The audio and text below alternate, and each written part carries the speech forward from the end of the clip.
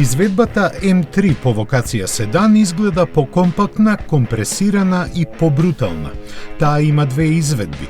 М3 располага со 480 коњи, додека М3 Competition е напумпана на 510 коњски сили и забрзува до стотка за 3,9 секунди. Во тоа помага 8-степениот М-Steptronic менувач со 3 модуси на работа. Познатата мешавина од динамика, агилност и прецизност ги исполнуваат погодноста за секојдневна употребливост и способноста за трансформација на патека. Ова го овозможува адаптибилната суспензија со електронски контролирани амортизери и управувачот М-Servotronic со променлив сооднос при зголемување на брзината.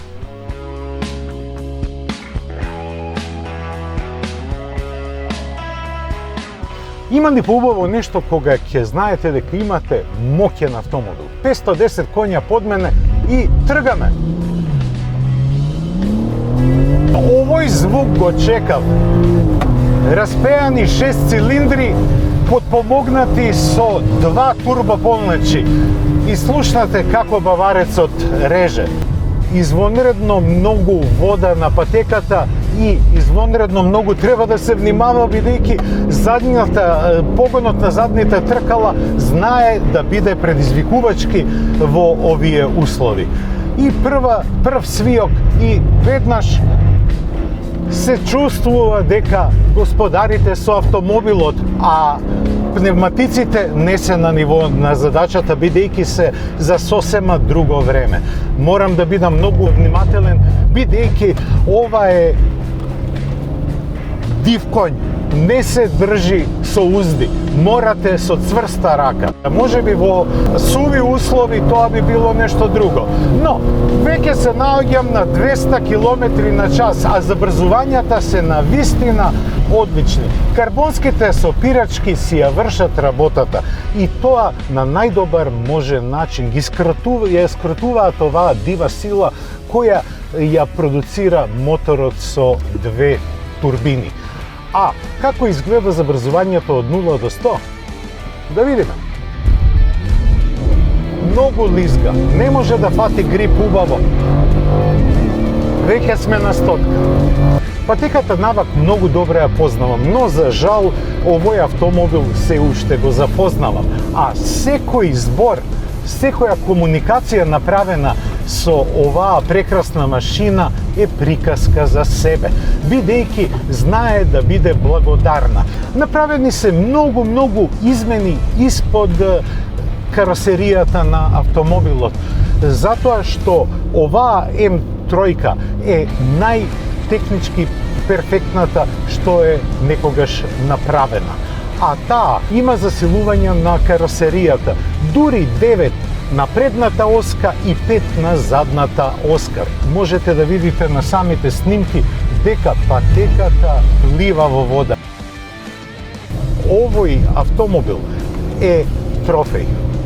Не е само перформансен. Со него каде и да се појавите, па дури и на пуста патека ги возбудувате духовите. Неговиот немирен карактер ви дозволува да се поигрувате со бруталната сила која ја има моторот. За жал, многу сум isfrusтриран од временските услови. Верувајте ми, поради пневматиците кои се полуслик, немам никаков грип. Ова ме подсетува на зборовите на познатиот Едгар Алан По, кој рече дека во животот постојат две трагедии. Едната е да не го добиете тоа што го сакате, втората е да го добиете тоа што го сакате. Неодамна патеката навак стана центар за BMW Driving Experience. За жал, јас не можам тоа да го доживеам денеска, но ќе го поканам мојот колега Младен Алвирови, кој е втор човек од Балканот кој е сертифициран како BMW инструктор. Да видиме дали тој има некои совети да ми даде како да постапувам со овој автомобил на ова време и со овие пневматици. Младен, добре дојде во автомагазин прв пат од 25 години. Да, сасвим сигурно. А да, у Македонија сам био толико многу пута, сам као код куќе. Така и треба да се чувствуваш во Македонија, секогаш како што јас се чувствувам во Србија како дома. Младен, им кажав на нашите гледачи дека од неодамна си ти еден од двајцата балканци кои имаат сертификат на BMW инструктори. Od strane BMW Driving Experience kompanije ja sam sertifikovan kao zvanični instruktor. To znači da i po njihovim programima i u njihovom kvalitetu kako oni zahtevaju da se treninzi rade, ja sad to mogu da isporučujem evo ovde kod nas u centru Navak, na M automobilima, što je velika ekskluziva, jer u našem regionu nema nigde drugo M automobila, pogotovo ne novih M3, M4 na kojima se može doživjeti trening. Младен, дур се запознавав со автомобилот, реков дека сум многу изфрустриран поради временските услови и поради пневматиците кои не се баш најадекватни за ова време. Tako je. Ono što imamo na automobilu jesu poluslik pneumatici koji su namenjeni za stazu, ali ne za kišu. Dakle, po kiši su oni u jako velikom problemu. I evo vidi se ovdje instrument tabli da trenutno pneumatici imaju samo 14 stepeni. Dakle, oni su potpuno hladni jer je napolju veoma hladno. Дај ми некој совет, што да правам на вакво време со вака моќен автомобил? Svaki automobil, pa i ovako moćan, ima na stazi ili na putu nekoliko osnovnih pravila kako da čovjek zadrži dobro prijanjenje, kako da može da upravlja automobilom. Osnovna stvar jeste kada se prilazi krivini, da početak kočenja mora da bude odlučan i da kočnicu treba da držim vrlo dugo kroz krivinu. Međutim, pošto gume ne mogu u isto vreme i da koče i da skreću, ja kako okrećem volan, tako moram da popuštam kočnicu pomalo. 10 stepeni volan, 10% kočnicu puštam. I ja tako čuvam prednje točkove i lepo mogu da skrenem. To je jedna stvar. A druga, još važnija stvar sa ovakvim automobilom jeste izlazak iz krivine. Pošto ima 510 konjskih snaga na zadnjim točkovima i pošto je ovako klizavo, svaka najmanja nepreciznost sa gasom dovodi do toga da auto počinje da se otima. Na izlazu iz krivine ja treba da dodajem gas progresivno. Šta to znači? Kako volan krećem da ispravljam, tako dodajem pomalo gas. Evo sad ćemo to probati. Dakle, ušli smo u krivinu, sačekamo ovdje samo strpljenje, noga je već na gasu i kako ispravljam volan, evo sada, progresivno dodajem pomalo gasa. Ako sam dodao tako malo više, auto počne se otimati. Puna kočnica i pun gas do maksimuma samo kada su točkovi skroz pravo. Ako postoji neki ugao, onda već moram malo manje da se igram sa pedalama. I ključ je strpljenje. Strpljenje, samo strpljenje. Kočnica se drži duboko u krivinu i puštam kočnicu tek kada sam spreman da stisne gas. Kada dodajem gas, dodajem progresivno, postepeno, strpljivo i pun gas sme da se doda samo kada je volan pravo. Gledam daleko, što dalje to bolje i kao što rekao, samo strpljenje, ništa drugo. Dobar zvuk, a? Odličan zvuk.